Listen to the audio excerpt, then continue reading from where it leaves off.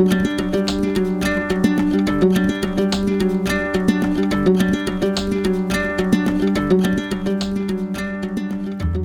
my name is Dori Robinson, and this is Tree Speech, a podcast where we strive to listen to the forest through the trees. This week's episode was written and recorded in Massachusetts, on the native lands of the Wabanaki Confederacy, Pennacook, Massa-adchu-es-et, and Pawtucket people, and in New York on the land of the Lenapee tribes. Tree Speech is co-written and produced by Jonathan Zautner, who will be joining us today.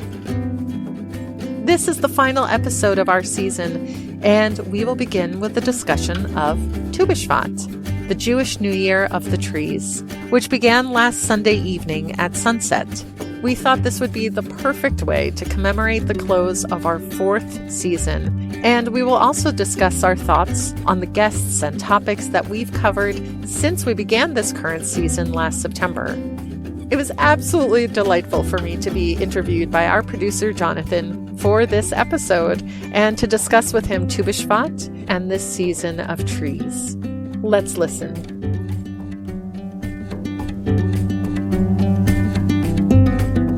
Hello, Dori. Hi, Jonathan. It's so nice to see you. I'm sitting in your seat of honor, and I know, it's nice it's so to be exciting. Here. So I'll start, as you usually do, by saying thank you for taking time out of your busy day to be with us. We're so happy that you're here to talk about Tu B'Shvat, and I am excited to speak with you today. Let's jump right in. This feels like a celebratory episode, so let's start the festivities. It certainly is celebratory. It's so fun when everyone gets to hear your voice, when we get to have a conversation. Let's start then. I'll just ask you, for people who may not know, what is Tu B'Shvat? Tu B'Shvat is a wonderful Jewish holiday. It's one of the minor holidays, and it's known as the New Year of the trees. It was originally for tithing purposes. So basically, in Judaism, Judaism's actually a very agriculturally driven community, much more so than sometimes we even realize.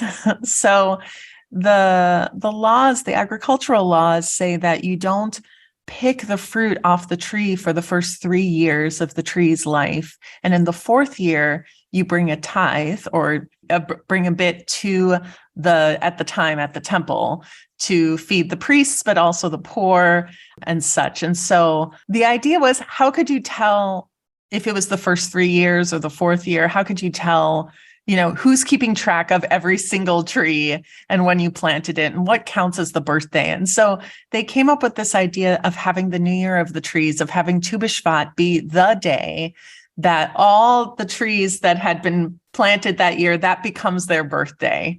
So that's when you start counting their time in existence. And that's because that's when the sap starts to come into the tree itself. So as you know, I'm in New England. So it's a time that everything looks very barren and you think nothing's going on. But as we know very well, and when we've talked about a lot, is that it's actually a lot of internal work is happening. So Tu B'Shvat started as a holiday about a tithe, but then began to evolve it was either the 15th or 16th century. A lot of Kabbalists in Israel decided to really investigate it and make it something even bigger. And so these Kabbalists, these mystics, created a Seder for Tu B'Shvat to think about all the different kinds of fruits and all the different kinds of wine and all the different kinds of ways that we connect with nature. So the Seder breaks into 4 different parts, and each part has a different kind of fruit, whether it's soft on the outside with a pit on the inside, such as a date, or an orange that has a rind on the outside and soft on the inside, and all the different ways that helps us reflect on when are we soft on the outside and hard on the inside? When are we hard on the outside and soft on the inside? So it's this really lovely Seder that many people celebrate. And now in modern day, it's more of our Earth Day or Arbor Day. So it's a day that Jewish communities plant trees or send money in order for trees to be planted where they're needed.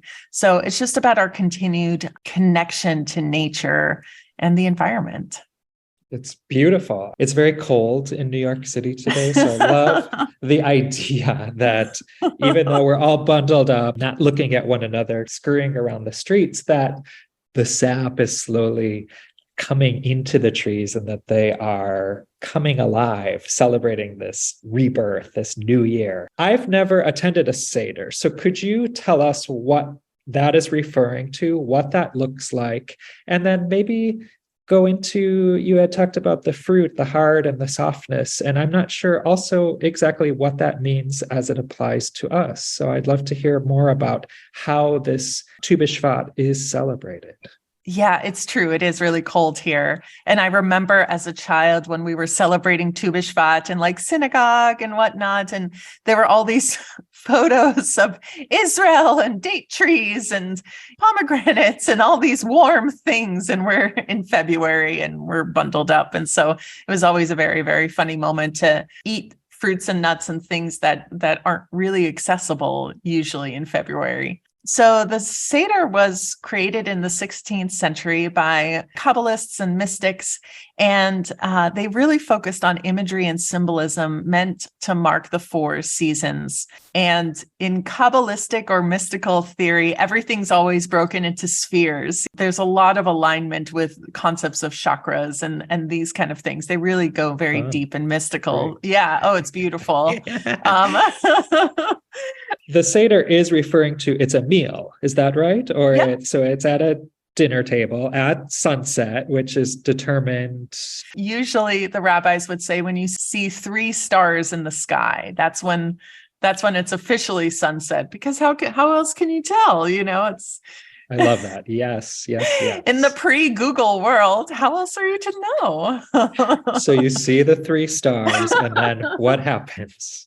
So Seder means order, but it is referring to a meal. So the order of the meal there's lots of rituals that are in a specific order to take you on a journey. And so it's split into 4 sections, and we start with winter. So the first sphere is Asiya, which is relationship with land and place.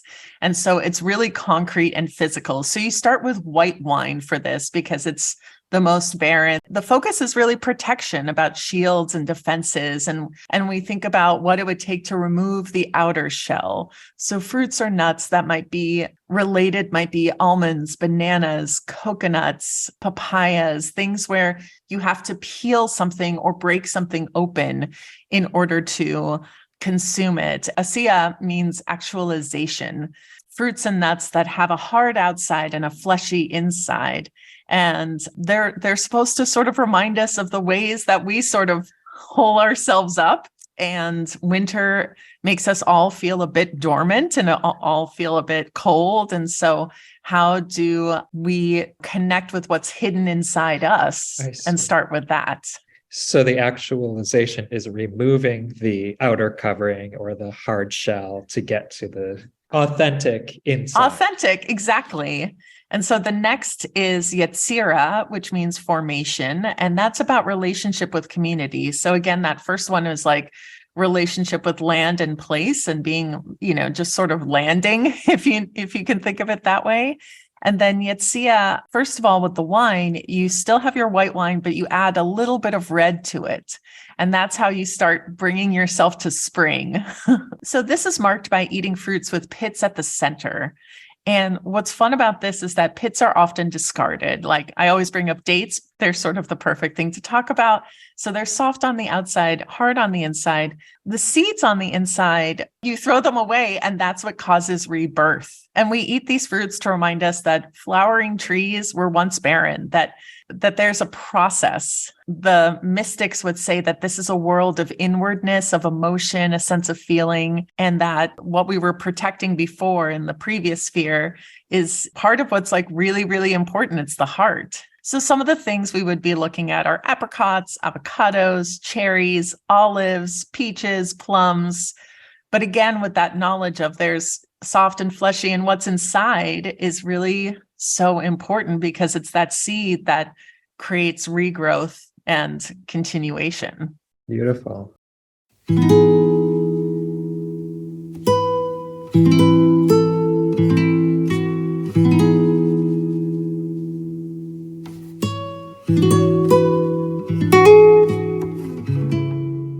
Then we get to relationship with the world, which is in the part of the Seder, it's called Bria, or creation.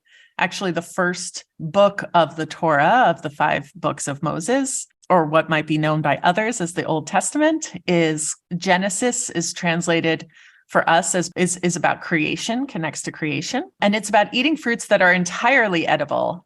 So that's about reminding us of the wholeness of the world. With that if everything is soft, then you're more able to, as opposed to winter when you were closed off, you're now able to open up and really connect. There's no more protective shells or hard internal elements.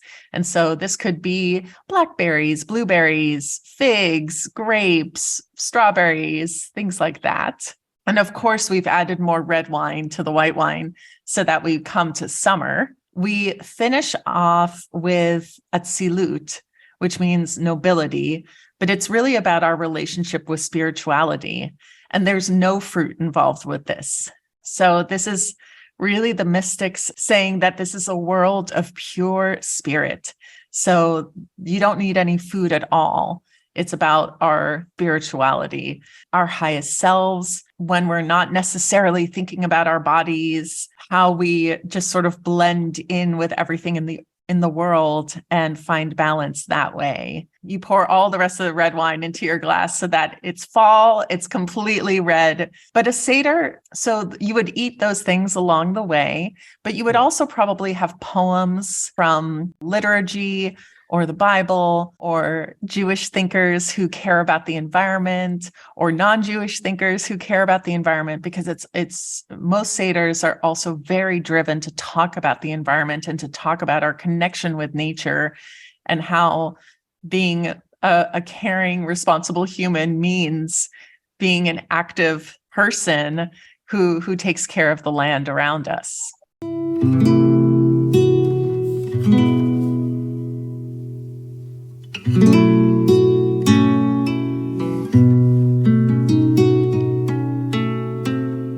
How else is Tu B'Shvat observed? Is this something then that you sort of sit with or think about throughout the next day or the next days to ruminate on? Or what is your experience with this particular celebration? In my experience, it's usually been a very active holiday, that you have the Seder at night, but then during the day, the next day, or sometime, of course, in our modern world, sometimes we're not able to take Monday off because of a minor Jewish holiday, right?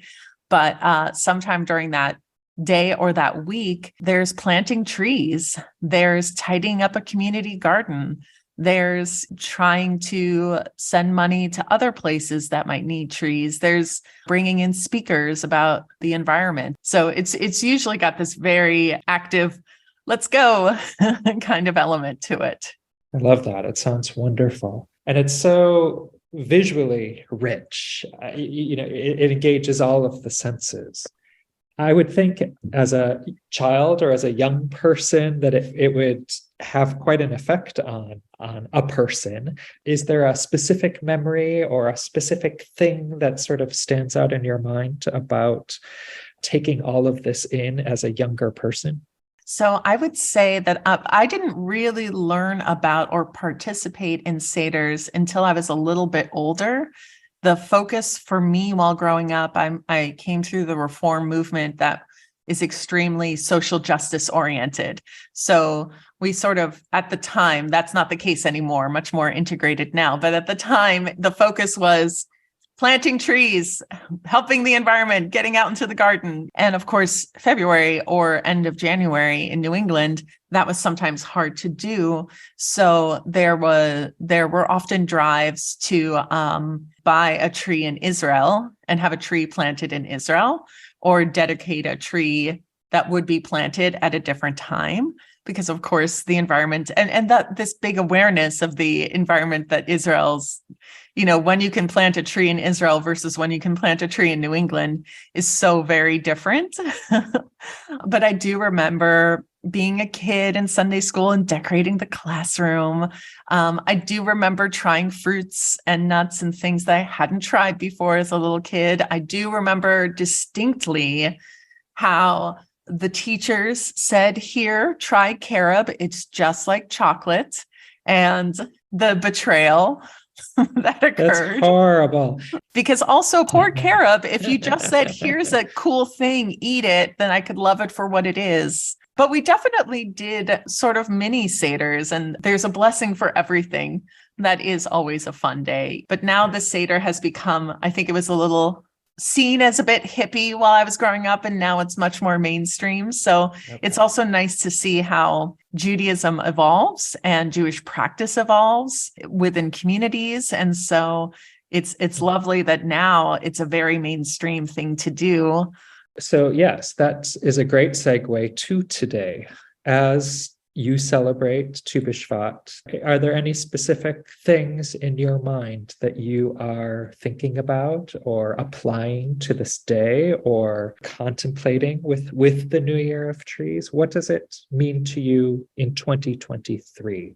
In 2023, and it actually, so much of what we've learned by doing the podcast comes to mind. So I definitely am going to be with a community doing a Seder. Very much looking forward to that. And then for me personally, I've been grappling with what I individually can do. So I have this small little garden plot and I need to tend to it a little bit. It's a little bit of a mess right now and it needs a little bit of love. Even though it's dormant, I want to make sure that she's ready for the spring. There's also a community thing here of a group that gets together and picks up litter everywhere. So seeing what I can do in my own community is what's going to be at top on my mind.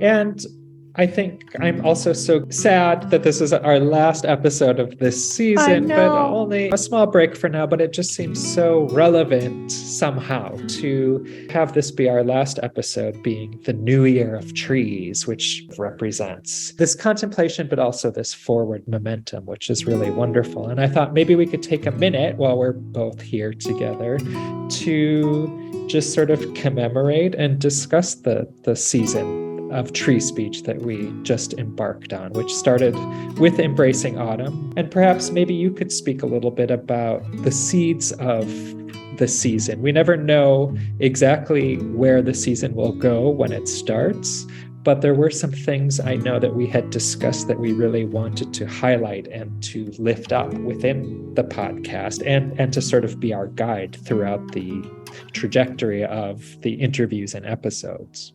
We were very forward about our themes for each of the first 3 seasons. And for this, I recall that we were really thinking about the divine feminine in the wake of Roe versus Wade being overturned, really thinking of the power of women, their insight, strength, ability to heal themselves and those around them, and their innate interconnectedness with nature.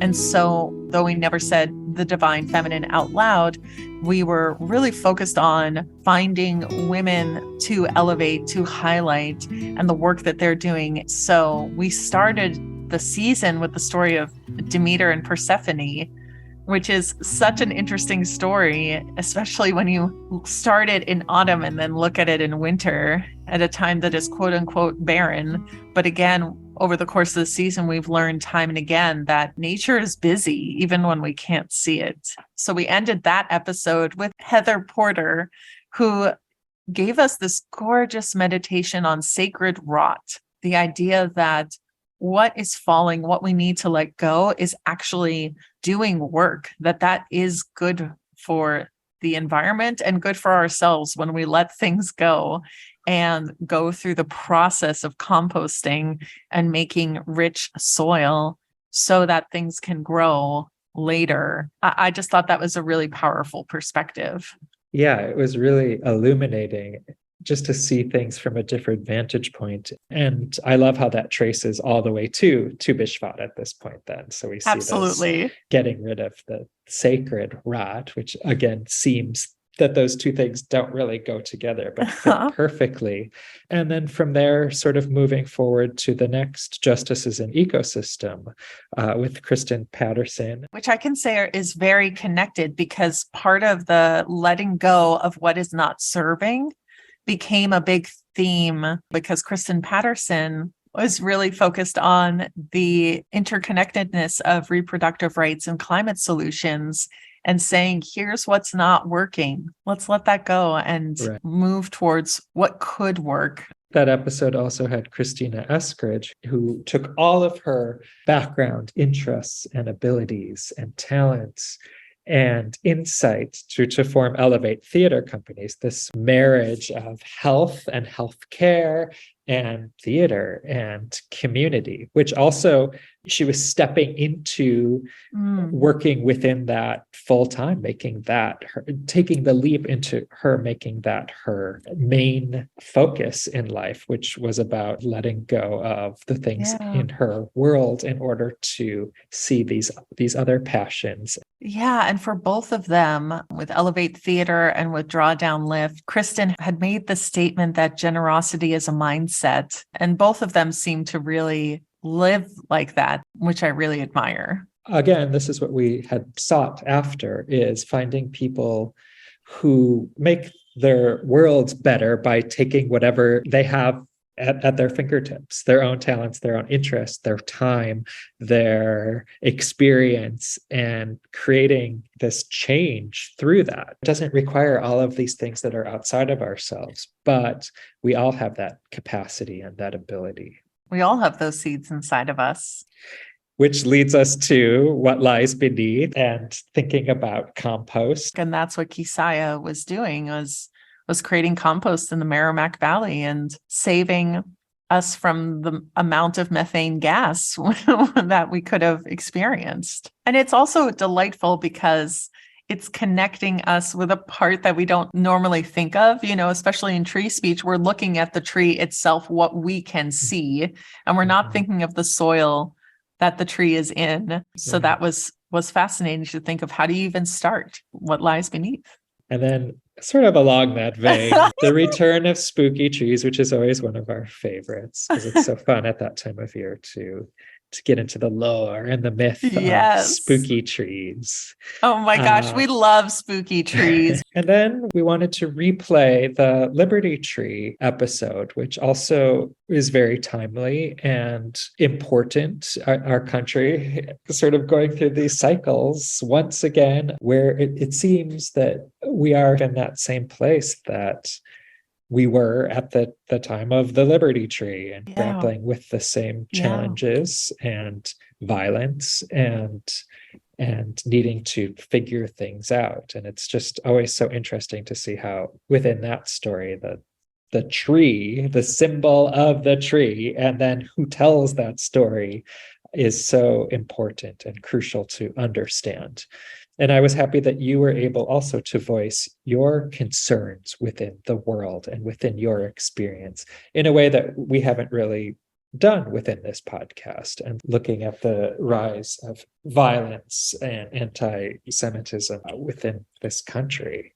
And I was so grateful for that opportunity and the way you encouraged me, because it is scary to speak up about these things. And so I was really grateful for that. Well, and I think that's sort of what our podcast can do best in my eyes, is it's tree speech. So, we're looking at current events and things that are happening right now, and processing and digesting and looking at how they affect us, how they affect nature, how we affect nature, and all of these relationships. So it's very important.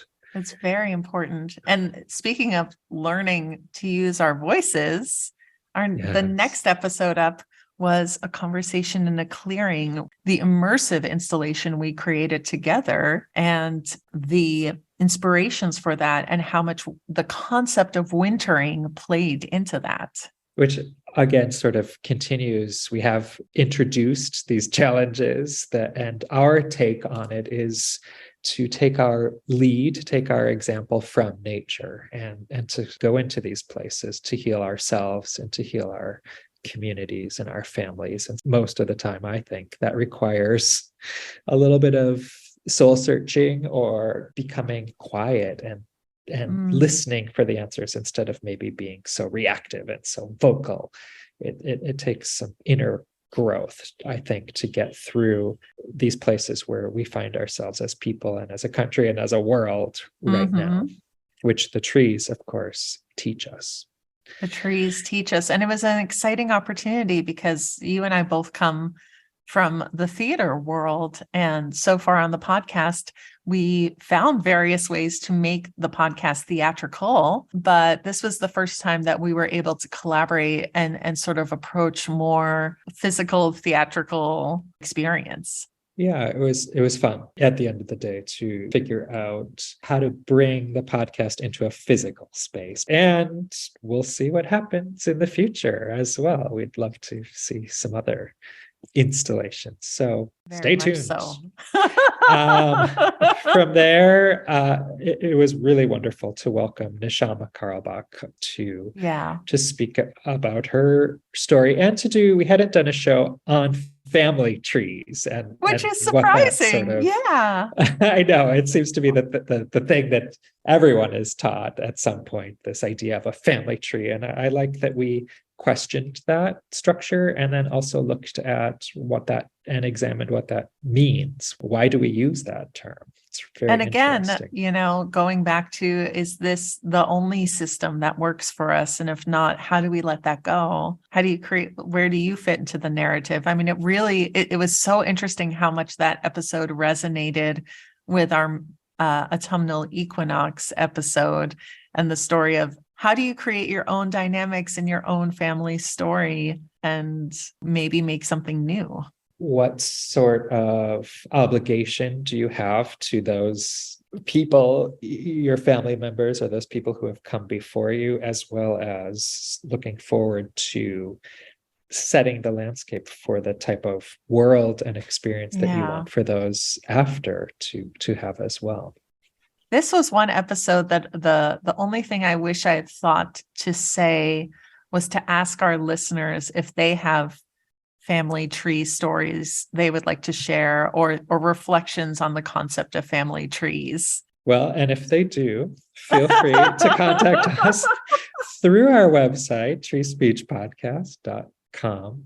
Or if you go to Anchor, if you listen on that platform, you can also leave us a voicemail. So that would be fun. Then we get to hear your voices. Yeah, family tree stories or wisdom or never thoughts. Too late. And then the winter solstice, which has sort of become a little bit, it was our second year, so it's now a tradition, of course. Yes. And I love that time of year. We let the light in while also enjoying wintering. We're in that frame of mind. So we're going internal, but also noticing the little bit of more light, letting the light in each day and how to bring that into our lives. Learning all the ways that winter can bring so much joy. It's such a glorious time of year. So I really appreciated being able to enjoy the winter solstice and to share it with everyone. It's one of my favorites for sure. Me too. And that leads us to, I was even thinking about the next episode, the open air life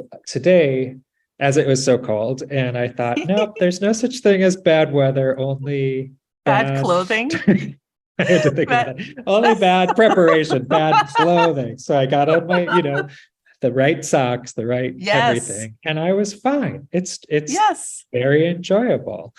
And so looking at the Swedish idea of friluftsliv, which is the open air life of being outside, and then interviewing Linda McGurk was really a thrill. That was really so enjoyable. Such a thrill. Everyone I told about the book before we even released the episode was like, oh my gosh, I love that thought. And it's such it makes so much sense. And I will say, I'm already quite a walker and hiker, but even more so since that interview, since speaking with Linda, now I'm like, well, I haven't been outside enough today.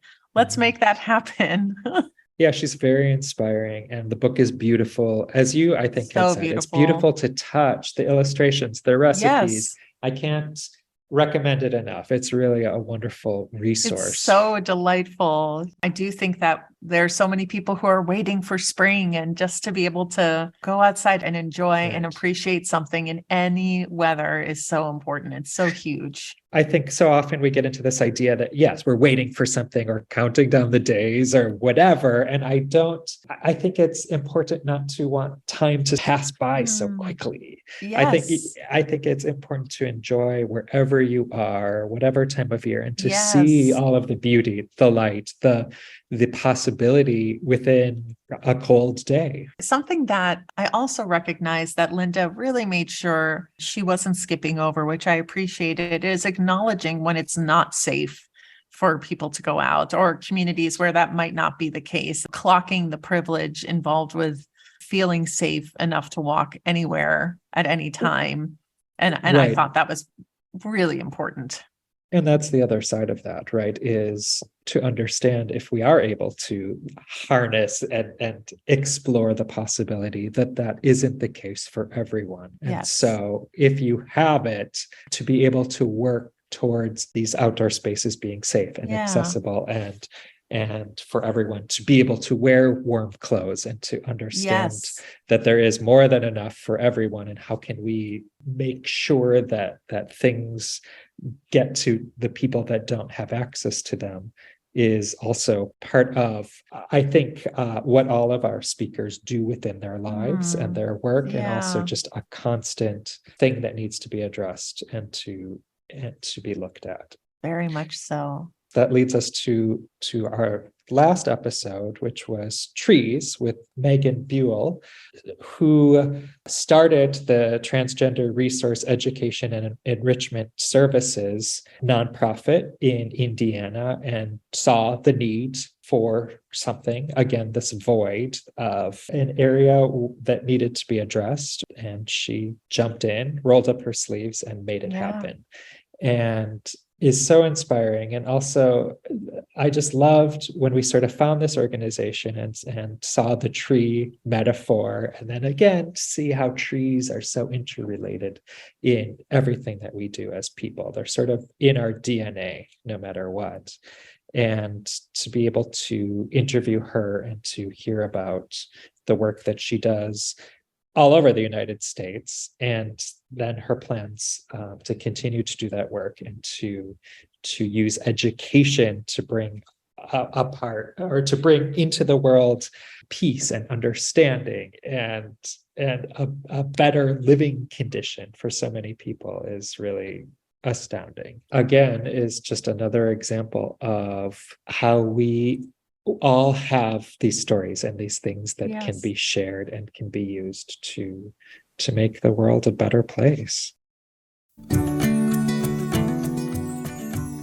What a season. I mean, look at all that. So many inspiring people who shared so much with us. I think we will always be grateful to all of our guests for taking their time to sit with us and to share their stories and experiences and their inspiration.